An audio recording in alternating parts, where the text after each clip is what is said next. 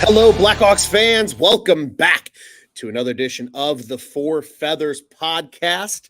I am Ron Luce, joined this evening by a very familiar face, and for our longtime listeners, probably one of the most beloved faces of the program. I am joined by Tony Marchese and the great Pat Comiskey. He is back, making his return to the microphone with us here at Four Feathers.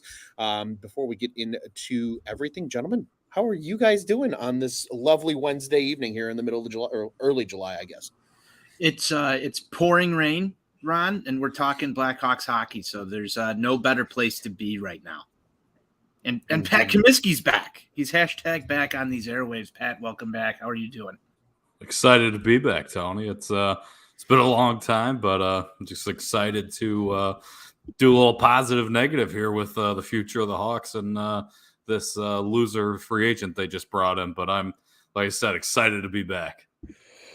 Well, we're very happy to have you back, my friend. I think Tony and I will both agree. I think you might even agree, sir, that it's been a long time coming. It's good to see your face and hear your voice back on these Four Feather airwaves. Before we get into our topics tonight, I want to remind everybody, Four Feathers Pod. Be sure to like, rate, subscribe us wherever you listen to your favorite shows. We appreciate both the positive and the negative, whatever we can do better. But certainly, if you believe we are doing a good job, please help us out over there. Be sure to subscribe to the YouTube as well. At OnTap Sportsnet. Hit that little bell button. You always know when we go live right here on the YouTube channel. You can also like us over on Facebook for the same reason. And if you're listening to us on Twitter, we appreciate you nonetheless, just as much as everybody else. But if you want to join in on the conversation, like our friend Mr. Voodoo07 here saying, Bedard, you'll have to do that over on the YouTube or the Facebook. And Comiskey, we want to start there with you, my friend. This is the first time we've gotten to talk to you really since all of this has transpired. Obviously, the Hawks winning the lottery. We had a lot of discussion internally once that occurred, but now it's official. Connor Bedard is a Chicago Blackhawk. They had a very productive draft, 11 draft picks, just a handful of days ago. It feels like an eternity ago, but just a handful of days ago, not even a full week yet. What are your thoughts on the new Connor Bedard era, and what are your thoughts on what the Hawks did at the draft, Pat? Yeah, it's a lot of exciting things going on. It's watching Kyle Davison talk, especially when it was Kyle from Chicago with that reporter. It's a little tough not to get excited. It's nice to see a new face up there, other than, what we had for the longest time. Say his name, Pat. He seems very confident in what he's doing and what he's putting out there. And you could tell that he picked a direction and he's going in it, and he's not half-assing it. He's going 100% in on it. Anytime you get a talent like Connor Bedard out of a draft, you feel pretty damn good about it. You start to feel like the Penguins getting Sidney Crosby or, something of that nature, Edmonton getting Connor McDavid. So with that going forward, it's really promising and it's really exciting. I think the biggest thing that I liked, it came out today when they asked Davidson about drafting that goalie, when they already have two prospects in their system. And he said, they didn't look at it from a position standpoint. They were drafting on best player available. I think in any sport at any given time, that's how you should always draft. I like that. Don't look to fill holes. Half of these guys are several years away. You don't know what your holes are going to be in a couple of years. So just draft the best you can get. And, that's what I like. And I like to see him doing that. Yeah, incredibly well said. And I think you brought up a great point there with Guyon and the move they made, taking goalie in the top of the second round. It makes you feel good when the team's just like, hey, we like the player. He was the best on our board. He was there. We took him, and it is what it is. And if he works out and we have to make hard decisions down the road, great. And if he doesn't, they took a swing on a guy that they at least liked and they trusted that process. Pat, follow-up question quickly here for you too before we continue down our rundown when it comes to things like that. Where were you when the Hawks won the lottery? Because I feel like the draft itself was just the official, okay, Bedard's a Hawk now. Like we all knew leading up to it. It was ever since lottery night that the excitement truly existed. Where do you remember where you were when the Hawks got the lottery ticket for Bedard? Yeah, it was. I was just in my living room, home by myself with the dog. Started to lose my shit a little bit. I think it scared the dog pretty good there, jumping up and down and screaming. She's pretty nervous. Then the fiance gets home and she was wondering why I was so excited. Well, I guess I can't just be excited, but there are reasons.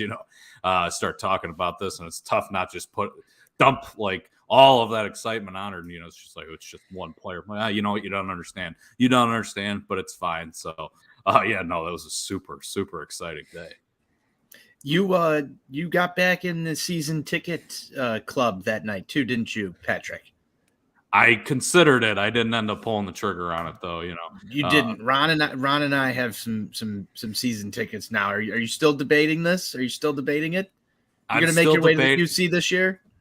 I'll certainly be up there a lot. I was still debating it, but unfortunately, this just had to happen while I'm trying to finance and pay for a wedding. So I had to put the season tickets on the back burner. Unfortunately, I mean, you could always delay the wedding till after the Bedard era. All right, yeah. He should have got drafted. He should have done this a year ago, sooner or a year later. Yeah, I've got one more question for him, Ron, before we get into this. How do you feel about the Marcel pick, Pat? I love this guy already. He's one of my favorite Hawks, even though he's yet to play. But Marcel seems like he's going to be a big, cool, and tough guy, Pat. You got any thoughts on the man with the same name? You know what? I don't think I've ever in my life seen someone with, you see people all the time with 2 first names, but this dude legitimately has 2 first names and 2 last names. It's the same thing. It's insane. Hey, tough not to like it. It'd be tough to forget his name, so I like that. 100%. Quickly here, back to your point a little bit earlier there, Pat. Kyle from Chicago, certainly cool and tough. I think we're all getting that feel. And Frank says here, generational players says, I just want to make the team. Yeah, Bedard, he's a humble kid, but I think that was probably some of what makes it exciting. He's just a normal dude, but he's just an elite hockey player. And he's going to be fun to watch. Already knowing that he's going to wear number 98. And gentlemen, literally minutes before we jumped on the show, Blackhawks announced some new jersey numbers for a handful of new players on the team this year. Amongst those, Taylor Hall will wear number 71. That's what he wore with the Bruins, so not a lot of surprise there. Jason Dickinson changing his number from 17 to 16 because Nick Foligno will wear 17 with the Blackhawks, so Dickinson doing him a solid and changing his number. A newcomer, Mr. Ryan Donato, who we'll discuss here in a second, will wear number 8. And the ultimate subject of the episode will wear number 94, Mr. Corey Perry.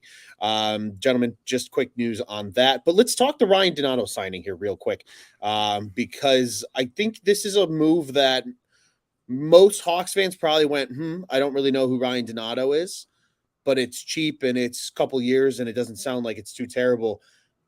I personally loved the Ryan Donato signing. I think it's an incredibly underrated signing from the general hockey world when we look at it. He's not some aging veteran. He's not, 35 plus coming in just to play here for 1 year and be a part of the mentorship and things like that. He's a young player just entering his prime. He's only 27 years old.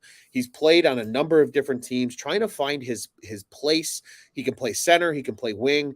And in 2 years with the Seattle Kraken as mostly a third line player, he scored 16 and 14 points respectively. I mean, this guy is a very good second level depth scorer. And gentlemen, I don't know about you guys, but in some of the discussion that I had seen amongst those close to the team in a sense of the press, there's some rumblings he might even get some top 6 look potentially as the second line center, assuming one Lucas Reichel plays more wing than center this coming season. Would love to know what your guys' thoughts are on the Ryan Donato signing and what he's going to bring to this team for at least this year and hopefully for the full 2 years of that contract. So, Ron, this is where I sort of go into this, and I'm sure this has been said by people on Blackhawks Twitter or elsewhere, just in fan circles. You give Ryan Donato 2 years, $2 million a piece, and then you sort of see Max Domi go by the wayside here. The money's sort of comparable here. I mean, 1-3 on Domi for Toronto, and then you go 2-2. So I don't know. I would have rather seen Max Domi come back or take a flyer on him, give him $4 million for 1 year, and just bring him back in as a top 6 guy versus Ryan Donato, who played for the Kraken, which they were a better hockey team than the Chicago Blackhawks were last year. I just felt like there was more out there. Maybe I'll be proven wrong. I know you like the signing. Not as familiar with his game, but I felt like there's some guys out there that have better numbers that are signing in the ballpark of what we financially committed to Donato. So interesting signing. I'm sort of shrugging this one off until I actually see how he fits with this roster. Pat, I'll go to you. Yeah, I think over these next, 2 years, especially the length of his contract, you kind of need guys to just come in and slot into positions, and for a dollar amount like that, whatever, I guess. Like you said, Ron, when you say the average Hawks fan probably doesn't know a lot about Ryan Donato, well, I'll slide right into that camp. Not all that familiar with his game, but you take a flyer on a guy like you said that's still relatively young, and we'll probably see a lot more opportunities here. Maybe in the top 6 role, like you say, you never know. Maybe he does blossom. But yeah, like you said, Tony, I was in the camp that really wanted to see Max Domi come back. So maybe if you throw an extra $1 million on top of what Toronto gave him, yeah, then you probably do see him come back. I think that's something I would have rather signed up for, but it didn't work out that way. So we'll see. The only thing I look at too is I don't know what, Seattle's cap situation looks like, but for such a small offer, and maybe it was the second year, but were they not interested in bringing him back? What did they see in his game? But, other than that, take a flyer on a guy and you see what happens. And then at the end of the 2 years, maybe you move on, or maybe you found something. Yeah, I think to your point there about the cap situation with Seattle, I think it was just Seattle valuing other players over him. Their biggest issue, just from a cap perspective, is re-signing Vince Dunn, who has blossomed into a top scoring offensive defenseman there. He had a beautiful season last year for them. He's going to get a raise from the $4 million he made a season ago, and I think that's ultimately going to. I think the Seattle has had to do that with a few players. I've noticed a couple of their depth guys that a lot of the fans really grew close to. When I saw the tweet that he had signed from Saravelli, or as we always like to call him, Spaghetti and Meatballs, went through the replies to the tweet. It was really fascinating seeing a lot of Seattle fans very upset that Ryan Donato was leaving. So that helped add a little bit of maybe just confidence, I guess, into the signing of what they're getting in him. But I think a point with the Domi thing, guys, and actually let's tap into this here for a hot second, because I think it's fascinating with Domi, because it really did feel like he wants to go somewhere where it's a little close to winning, at least for one season, right? He's just doing this Toronto for a year. So he picks Toronto. See, but that's the thing. A lot of guys are picking Toronto. Bertuzzi picked Toronto for one season. There's a couple other guys doing the same, because I think a lot of guys are looking at it that Toronto this season is going to have to go for it, and then they're going to lose everybody. You got Matthews, who's a free agent next year, who needs a new contract. You got Nylander, who reportedly they are worlds apart on an extension. So he's probably gone after this season. And then after this coming season, they only have one more additional year of both Tavares and Marner. That core is not locked up long-term anymore. They're kind of getting to that end of that window. So I think they're trying to entice a lot of veteran players to say, look, come take a 1 or a 2 year deal with us. Let's run it and see if something happens here. I'm betting money that we do see Max Domi in a Blackhawks jersey again. It might just be next year. Maybe there is, when the Blackhawks are a little more ready to commit some money towards some veterans, when the $8 million combined in Perry and Foligno falls off the books after this season, maybe we do see Max come back on a 2 or 3 or maybe even a 4 year deal if they're willing to hand out some term at that, $4 and $5 million range. And this gives him an opportunity just to go try and see what happens. Plus, his dad played in Toronto. I'm sure there's some nostalgia there for him as well.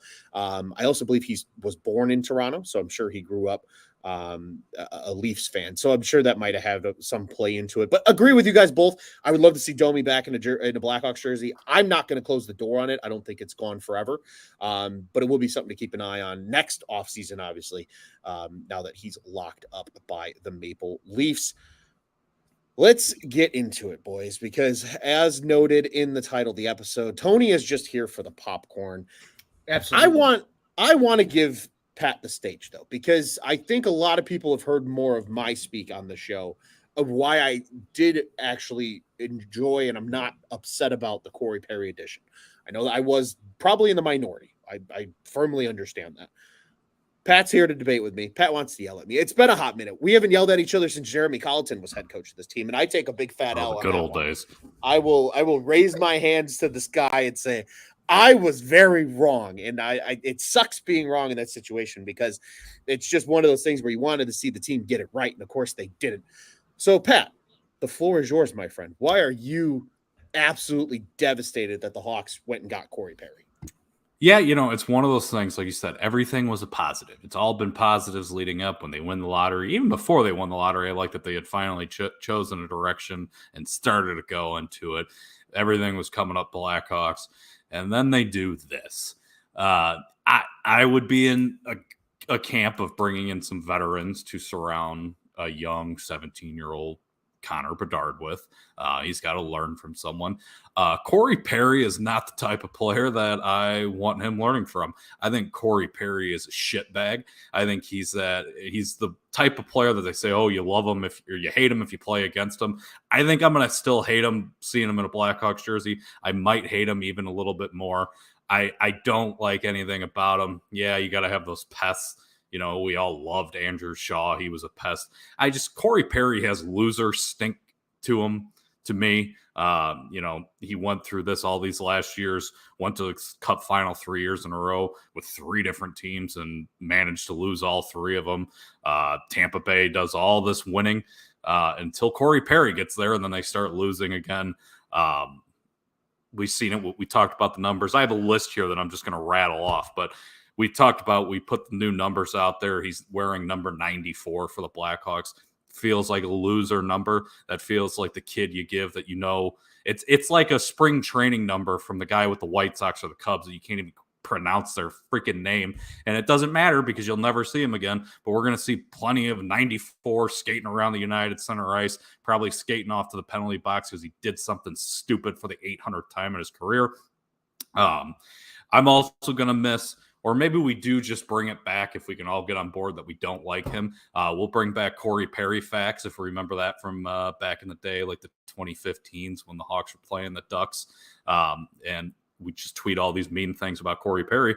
But one of the big things on more of a serious note that I don't love is we talked about, we're not bringing Jonathan Toews and Patrick Kane back because we want Connor Bedard and all these young guys to come in and issue in the future themselves and not live in the shadow of Patrick Kane and Jonathan Toews.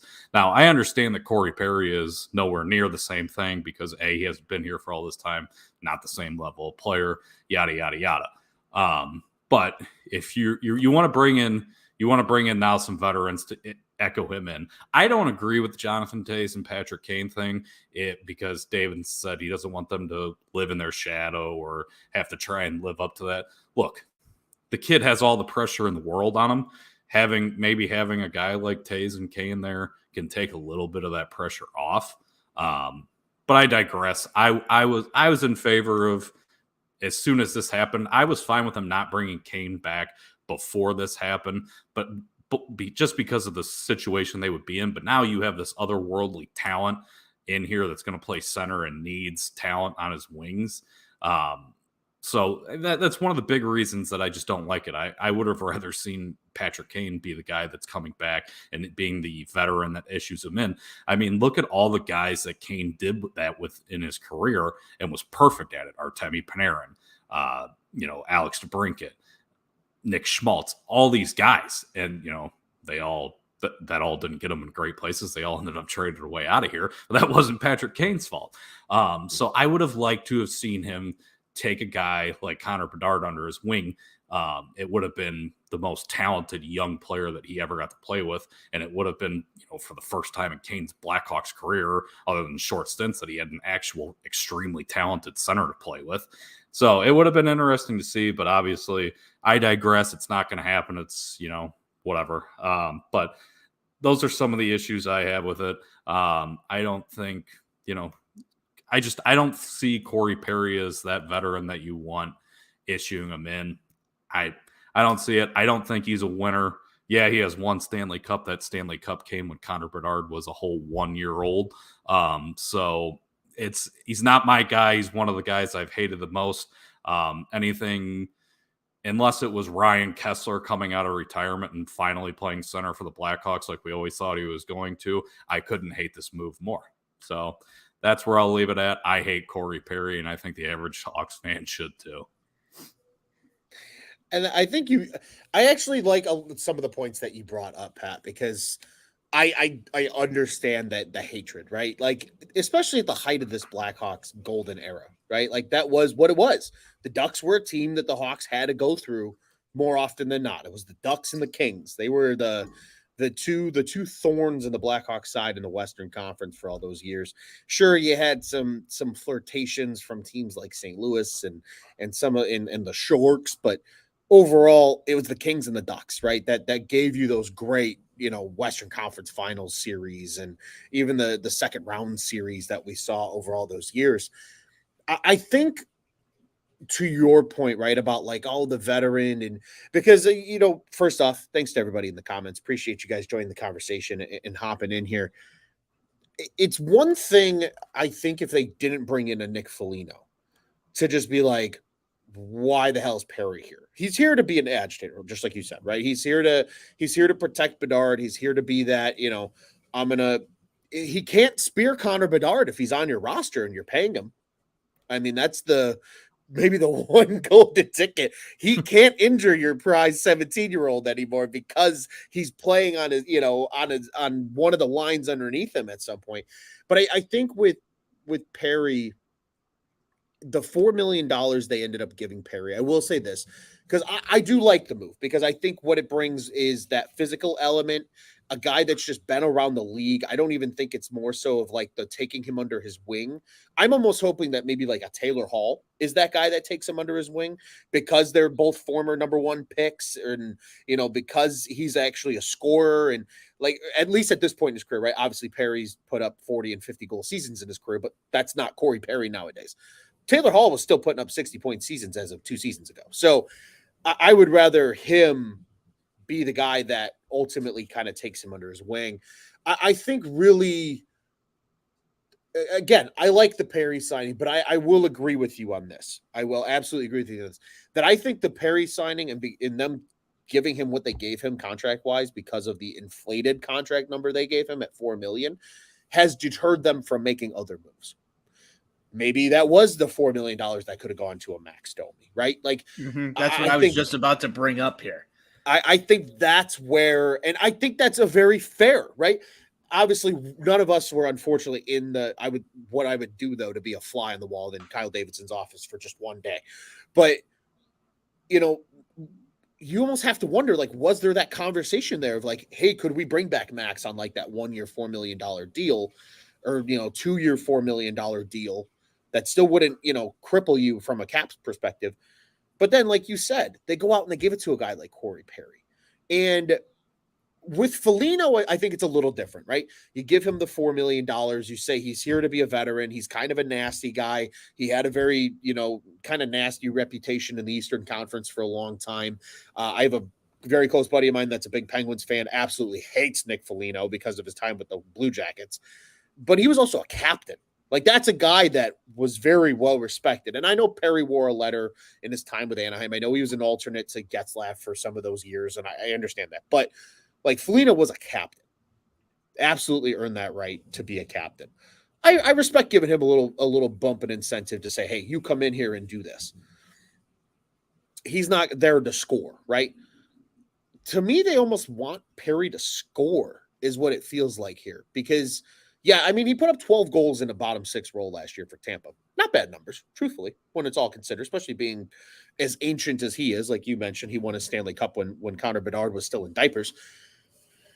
I really do think, like, I like the move, but I also do understand the other side, right? I understand, the hate just as a Blackhawks fan for him and what he did to the Hawks over those years. But I think even just from, like, a team perspective, like you kind of brought up, Pat, like, it does feel like it might have, because now I was doing some research today, and I'll reel this back in here in a second. I know I'm going down a rabbit hole. I was doing a little research today of guys like, oh, what are guys that the Hawks could target that are still out on the free agent market on like a 1 or a 2 year deal. And there was a couple guys that I caught there, like myself sitting there looking at, and not necessarily like the Vladimir Tarasenko's who are probably going to make, $5 million for 1 year or something like that. I'm looking at it and I go, who would I rather have in these lines other than Corey Perry? And there were quite a few names that I think now are blocked because of a $4 million contract for Corey Perry. I don't even think it's necessarily so much as like it's not the dollars, right, that are blocking them from doing, because they have plenty of cap space.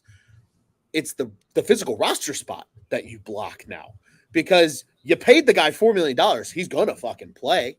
Like you don't have a choice, right? So I completely agree with that. Like I said, I like the move in the sense of he's going to be an agitator. He's going to hopefully protect Bernard. He's going to be that guy in the back burner that you show teams, you look and you go, he's coming off the bench to do something really fucking stupid if you do something to 98. But outside of that, you bring up some of the points about guys helping usher in that new era, and it really does maybe have a little bit of a weird taste to it, saying Corey Perry is going to be a part of that. Nick Foligno, okay. Taylor Hall, okay. Damn, Comiskey landed the knockout punch like within the opening monologue here. Yeah. I get it. I really do. I do like what they got in Corey Perry, but I do see the other side of the coin here. And it really is easy to say, okay, maybe they did block something that Bedard could have used on this roster. Maybe it was another scorer. Maybe it was, something of that nature. Again, it's not a dollars problem. It's a physical roster spot problem, because he is going to play somewhere probably in your top 9 more so than, in a bottom 6 role. Yeah, I'm with you. Like I said, I also see your point of it. Someone's got to do it, and he's got that mentality. And, maybe he'll be a little hungrier. You play those last couple of years with Tampa. Now it's a completely different situation, and he's expected to be more of this veteran leader presence, where he went into a Tampa team where everything was already established and he was just another guy. So maybe we get something positive out of him. Maybe he does blossom into this role. I don't, just my preconceived notions of how I view this guy. I don't see it, because, like I said, I think he's a jackass. But hey, who am I? I'm a jackass 50% of the time, anyways, too. So I guess that has play. So maybe he can be our jackass. I doubt it. It's burned into my brain of him in 2015 ripping Marian Hossa's stick out of his hands and kicking it down the ice. You do that to a guy like Hossa. I mean, do that to any of the 22 other guys on the fucking team. Don't touch Hossa's stick. But I don't know. I hate it. I hate it so much. But I hate him. The situation could play out however you want it to, and we'll see what happens. But I don't like the guy. The hockey player, whatever. I don't like the guy. That is fair. And I will have to agree with you there, because I have never been a big Perry fan either. And I think, again, just being a Hawks fan, it was hard to be one. It really is the situation where if you're gonna like the move, you have to look at it strictly from a hockey standpoint, and not like being a Hawks fan standpoint, because it is really hard to like the move then, right? When you're just like, man, fuck that guy. I remember him. I remember, the stupid shit he would do to the Hawks in those runs. It really is one of those things. And Frank here has been putting some incredible comments in the comments section. Thank you, sir, for doing that. There is one that I want to bring up that I think brings up an interesting point when it comes to a Corey Perry. And Pat, would love your thoughts here as well. He says you have to bring people in that are going to thrive in front office plans. Understood. It's not just about getting the best player the way the coach runs his offense. You need an agitator and a guy. I think that's the one thing of why Perry is here, but also at the same time, I feel like Perry's going to be weird here. It's kind of a double-edged sword, and let me explain. Because he was with Richardson in Montreal when Richardson was an assistant coach for that one season. So they have overlapped together, and there was reports that Richardson liked Perry, and that was probably something that played into this. I think we've seen it a couple of times with some of the other guys. Obviously, Domi was just exactly like that just a year ago. Guy that was familiar with Richardson, loved playing for him, ended up in Chicago. But at the same time, I look at what Luke Richardson's model is as a team, and it's speed and playing relentless. And I don't know at this point in his career if Corey Perry really brings you that much speed to be an influential winger going into the corners. I understand he's going to be big and he's going to be physical, but is he going to get up and down the ice the way you want him to, right? We saw how much Andreas Athanasiou thrived in that role because of his speed last season. Lucas Reichel's speed was on display at numerous times, a season ago. I'm just really intrigued to see how his fit is at this point in his career with the Hawks and who he's paired with, because right now there's really nobody that I can see in terms of what's on the roster that they can pair him with to, like, quote unquote, make up for that speed. That to me is going to make sense. So it's going to be very interesting to see why things play out the way they play out. I'm just, like you said, I know I see his role and I understand why he's here. You just have to hope he brings what he did even last season to the table. He was a 12 goal scorer in very limited role in Tampa. The year prior, he had a really all good I've season listened in Tampa. to for the last 20 minutes is you backing down on what you said on the last podcast about why you liked Corey Perry here. I'm questioning things. No, I like the addition of Corey Perry. See, Tony, here's the problem. You take words out of my mouth and spit them into context. You're the sports media of the Four Feathers group, Mr. Marchese. Let's spin this back on you now, because you were the one that instigated the fight. I said I like the move because he brings a veteran presence. He brings a guy that's going to stick up for Bedard, and he's going to hopefully bring you depth scoring. And I still hope that, and I really do. But at the same time, I understand Pat's point of view of not liking a player because he was a scumbag for the last, what feels like 20 years. Actually, I think this is probably close to year 20 for Corey Perry in the league. I'll draw a comparison to White Sox land, Comiskey, and you let me know if this sort of makes sense. This to me sort of feels like when Justin Morneau, longtime first baseman for the Minnesota Twins, played with the White Sox for a brief stint in 2016. And it was just looking at that jersey and seeing it was weird. Morneau, it was very weird. This is going to be just like that. Yeah, I'm with you there. I didn't have a hatred for Justin Morneau outside, other than the fact that he played for the Twins and he killed us for all those years. Whereas I think with Perry, it's more of like a personal his idea type of thing. But yeah, no, it's and we could probably name about 12 more of those weird guys that the White Sox brought in at the end of their career to stink up the joint as they cash their last checks in Major League Baseball. But it's going to be weird. I think we could get through the entire year, and it's not going to. I think anytime you see a 94 skating around the ice to begin with, it's like, who the hell is wearing? But it's going to be weird no matter what. But Ron, like you said, I like the fact, and like Frank brought it up in the comment section too there, if this is a Richardson move, then I actually get on page with it way more, because at some point you got to bring in the guys that he wants to build his system. If this is the guy he wanted, you know what? Okay, let him have it. I'm fine with that.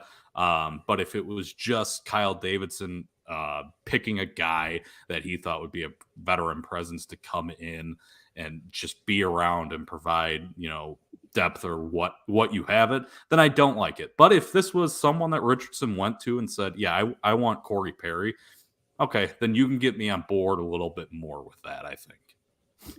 I think that speaks volumes to what Luke Richardson did just last year, Pat.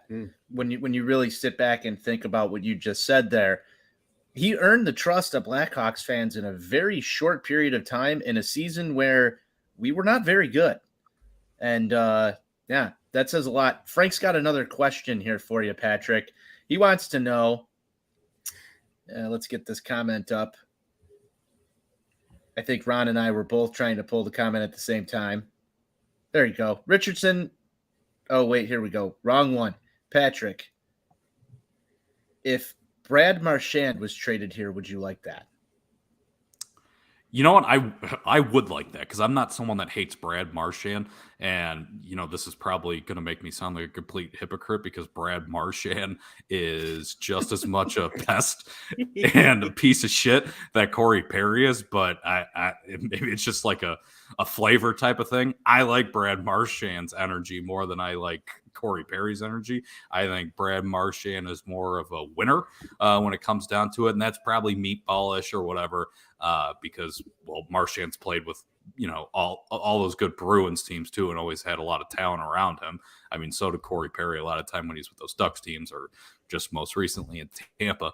But I like Brad Marchand, and I think if he came here, I'd love it because he could play right there on Bedard's wing, and he still scores at a very high level. Still a very effective player. So I would be fully on board with that. But it is the same type of thing, and I understand the question. But that's how my brain works. Brad Marchand, fine with me. Corey Perry, fuck him. Well, I also think a fair thing to say about that too is Corey Perry put up 25 points last season. Brad Marchand put up 67 in only 71 games. So you figure that's a 76 point pace, give or take, over a full 82 game season. I would happily take a 70-point player. Another one that you could put on Bedard's wing and do the exact same thing. Completely agree with you there. Also bringing up the second quote that Frank said. Richardson was asked about that, said he wanted him here, veteran presence. So again, I think to Tony's point, right? Richardson has earned a lot of respect with Blackhawks fans very, very, very, very, very, very quickly because of what he did with this team. Like, even though they weren't good statistically in any form last year, they were still fun to watch. Tony, you said it multiple times during the summer here. That was probably your most fun you've had watching Blackhawks hockey in the last 4 or 5 years because of the way the team played and just you never counted them out of games because I'll bring of it full the way circle. they play. It's amazing what happened when you got Jeremy Colleton off of that bench. Yep. It's true, and that's the last time Pat and I got to really have a good yell at each other. That was a fun show. That one's in the archives somewhere. Highly recommend everybody to go listen to that one if you haven't. That probably would be a good listen back at this point in time. 4 or 5 years later now, just to giggle and see how far not only we've come, but the Blackhawks have come as well. Gentlemen, before we start to wrap things up, developmental camp here in Chicago.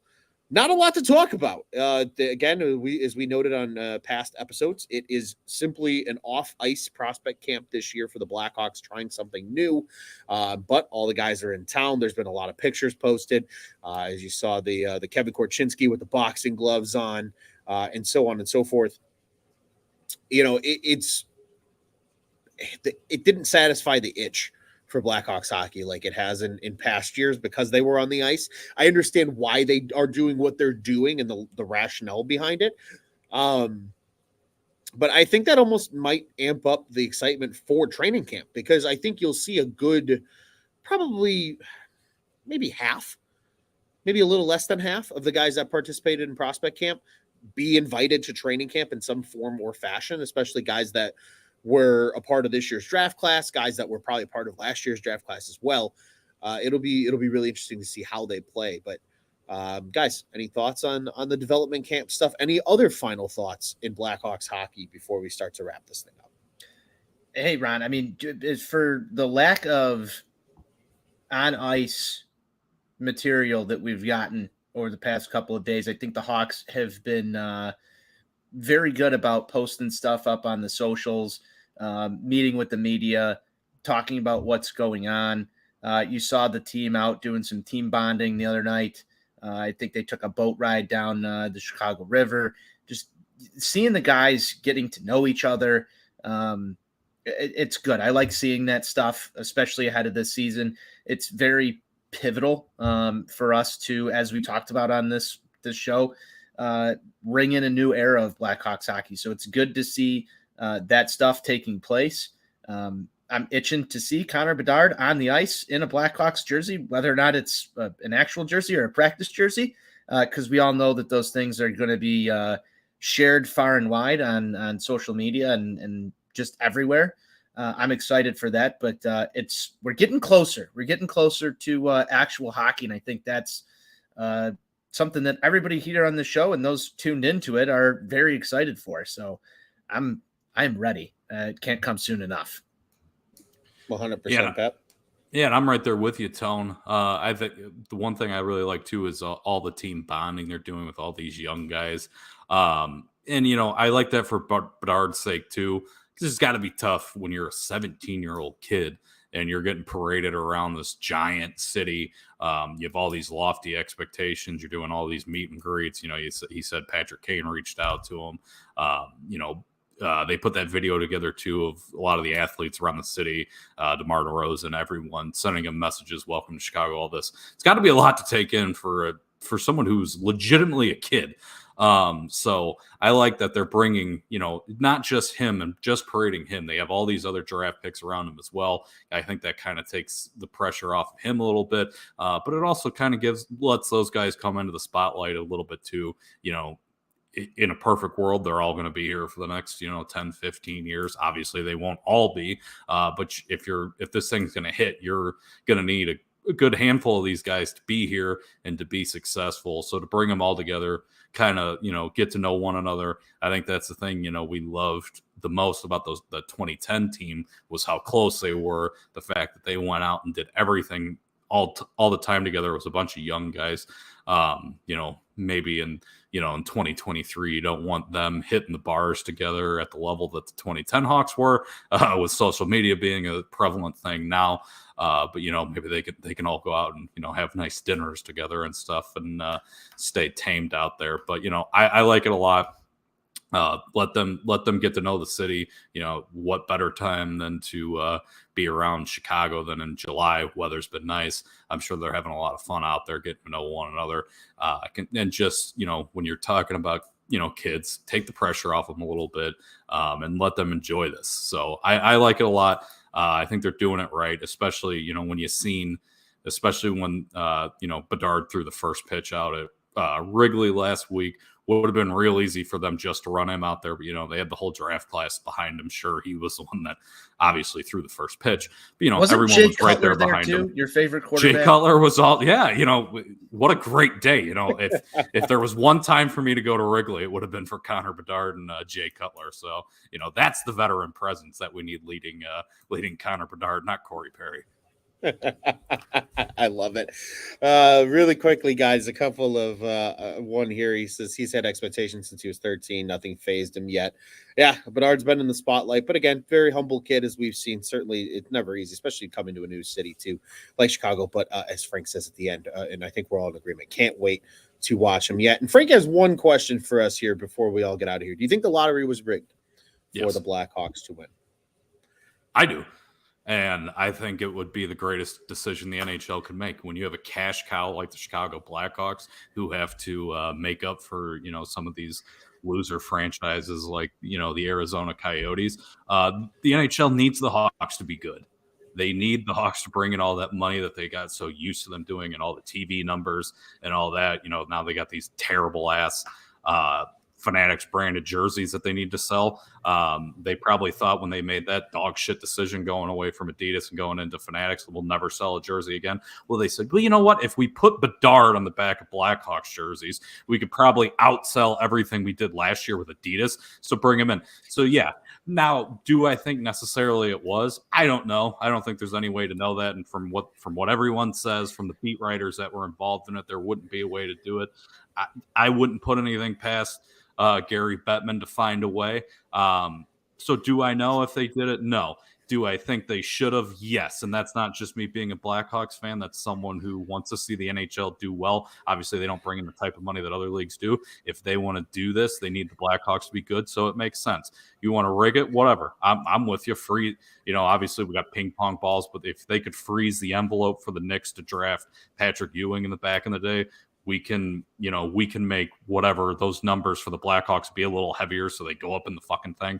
I'm with it. So do I think they did? Tinfoil hat time for Pat Comiskey right now on Four Feathers podcast. I love it. I'm with it. Rig it up. You got to do what you got to do. I love it. Whatever. It benefited us. Hey, if it didn't, would you have changed your answer? Well, you know what? That's the thing. I don't have to, because we don't rig draft lotteries for loser franchises like the Anaheim Ducks and the fucking Columbus Blue Jackets. So it doesn't matter. We're the Chicago Blackhawks. And, you know, if it benefits us, whatever. If those 600 people in Columbus that are more interested in Ohio State football starting in a couple weeks got mad that the Blackhawks got Connor Bedard, who gives a shit? I love it. And this is why Pat Comiskey was brought back on the show. Frank's been a rock star in here. Thanks for tuning in tonight, Frank, with us. Not sending him to flipping Columbus or Anaheim. My answer to that is, does it really even matter at this point? We've got Connor Bedard. It's over.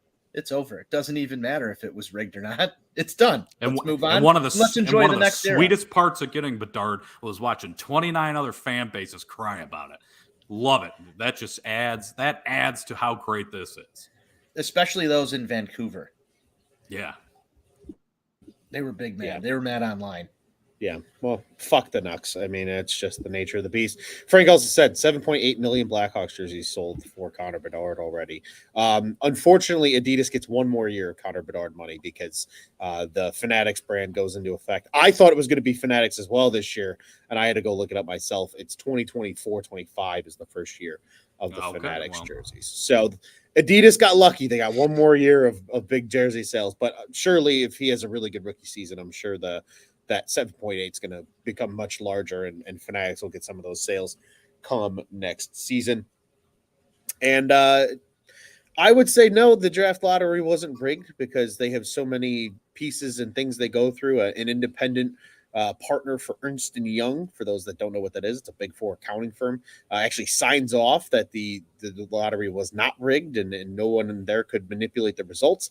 That being said, WorldCom and Enron happened. So I don't know. I don't know if we can all sit here and say we trust the accountants. But like Tony said, who the fuck cares? I don't care anymore. Connor Bedard, Chicago Blackhawk, and everybody else can go cry about it. And that's why we love what happened at the NHL draft.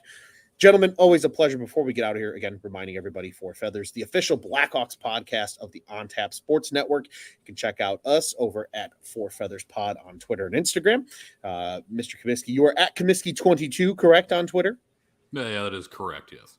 Okay, at Comiskey22, I am at Loose on Tap. Tony's at Tony on Tap. You can find us all there as well.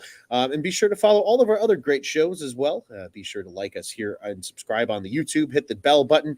We got it all for you. Bears, Bulls, Cubs, White Sox, you name it. We've got it right here at the On Tap Sports Network. So once again, ontapsportsnet.com, at On Tap Sportsnet on social media, the On Tap Sports Network. Go ahead and check out what's on tap in Chicago sports. And gentlemen, what's on tap? Summer shenanigans, and I think we've all got our eyes on the preseason because that will be really the next time that we start to get into Blackhawks hockey. Surely there might be a signing or two before that time comes, and we'll keep you updated here. But until then, what do you say, guys? Let's go Hawks. Let's go Hawks. Let's go Hawks, baby.